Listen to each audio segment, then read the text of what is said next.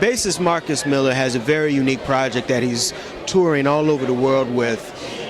He produced the legendary Tutu album back in the 80s with Miles Davis, and the record was both loved and hated by the critics. It was a funky record, but one of the things that Miles never did in his career, as well as Marcus, is go back.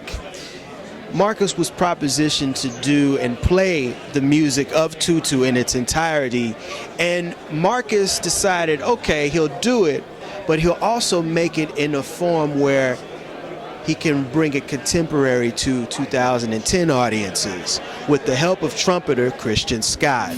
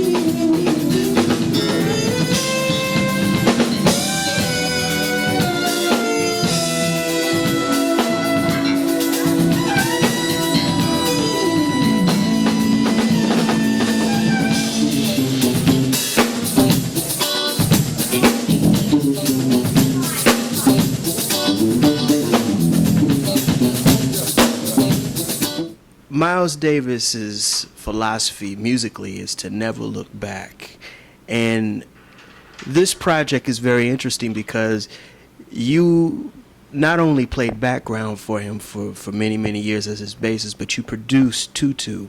Why did you decide in 2010 to revisit Tutu? Well, they had a Miles Davis exhibit in Paris from September through January, September 2009 through January 2010, and the director of the exhibit said, hey man, would you consider playing Tutu from top to bottom at the end of the exhibit, just to kind of celebrate? And like you just said, I said, oh man, that doesn't seem like something Miles would have liked, you know what I mean, because he never really liked to look back. But I really thought that maybe I could find an angle, and the angle was maybe I could find some really young musicians, because Miles loved to discover new musicians and present them. So I thought maybe if I found some new musicians who weren't even born when Tutu, when we did it originally, maybe we could create something new with the same music, but use it as a springboard into creating something new, and we could get both things done at the same time. I thought Miles might find that interesting.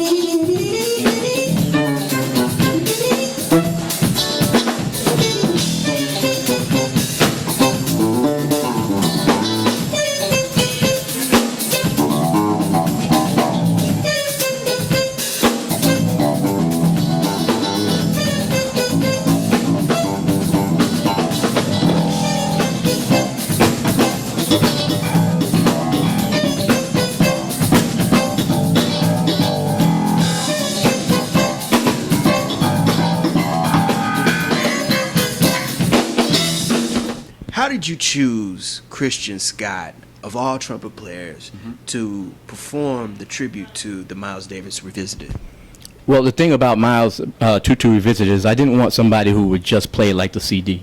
And I wanted a trumpet player who understood the past but had an eye towards the future too. There's a lot of bad horn players, but a lot of them you don't really recognize who they are yet. They're kind of still kind of focused on the people who came before them. They sound like other people, the older musicians.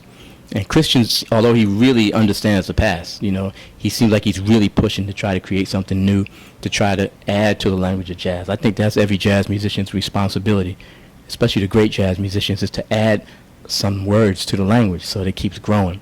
And I think Christian is trying to do that. So I thought he would be a great choice, to play trumpet in the Tutu Revisited project. And, we've been touring maybe for, it was a 3-month tour last year, and now we're back at it. And he's been just doing a great job. He's growing into it. It just doesn't sound like a Miles rehash. It sounds like he's really finding some new stuff.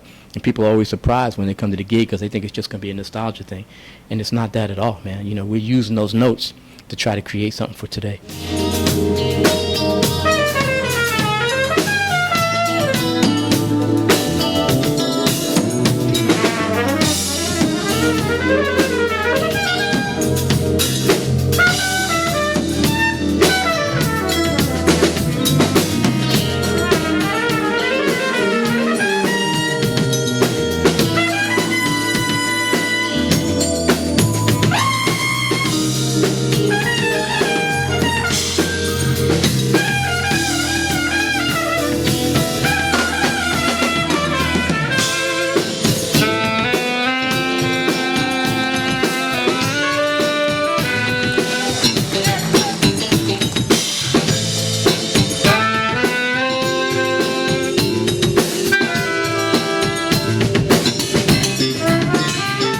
How did Marcus Miller approach you to even conceive of doing a tribute to Miles Davis, one of the infinite jazz icons of all time? Sure. Well, it was strange because I originally got the call from my management team.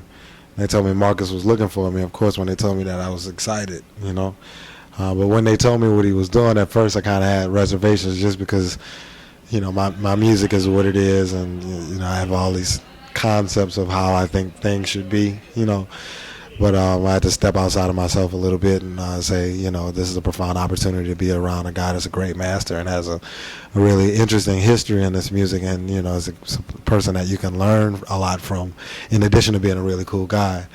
But originally, I wasn't really into the idea of pantomiming Miles Davis. You know what I mean? But what was cool was, Marcus and I finally got on the phone and talked, and, when we started doing rehearsals, it was firmly said and agreed to that I wasn't going to play like Miles. I was going to be able to do what I wanted to do and approach it in the way that I wanted to do. And if I wanted to do things that kind of hinted Miles Davis, then fine, but it wasn't something that I was asked to do. So that, for me, was the best part of being able to re-engage this music, was not being tied into having to do it that way. You're relatively a young brother who's coming to his own musically, but how did you respond the first time you heard Tutu? Because everyone has a different approach to that album, because it's a funky record. You have a hodgepodge of different comments about this record. Yeah, well, I think the first time I heard it, I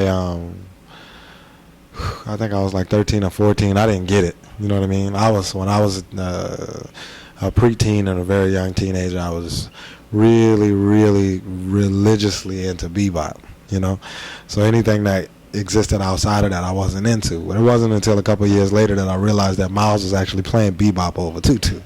But it took a bit more refinement on my part. I was a young child the first time I heard it, And I think the first time I actually sat down and really listened to the entire album to really check out what was going on, I might have been about 20, and I can remember being really impressed.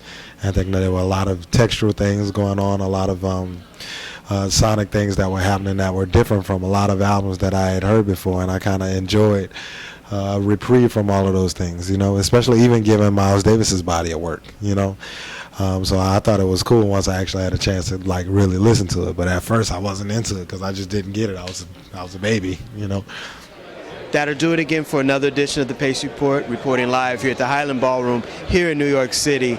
I'd like to personally thank Christian Scott as well as Marcus Miller for their time and their hospitality, as well as B.B. Green for setting this interview up. As always, please visit my website, www.thepacereport.com, for my weekly column as well as my past segments. As always, remember, if it's in the groove, it'll make you move. Peace.